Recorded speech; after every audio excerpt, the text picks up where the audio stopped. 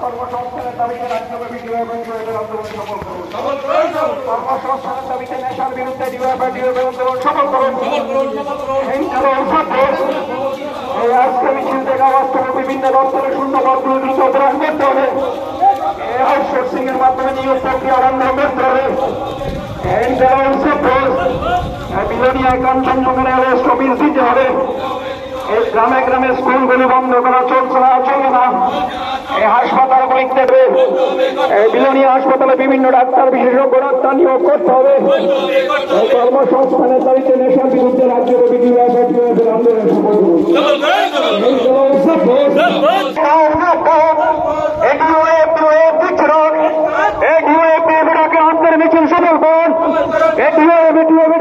মিছিল সফল করুন।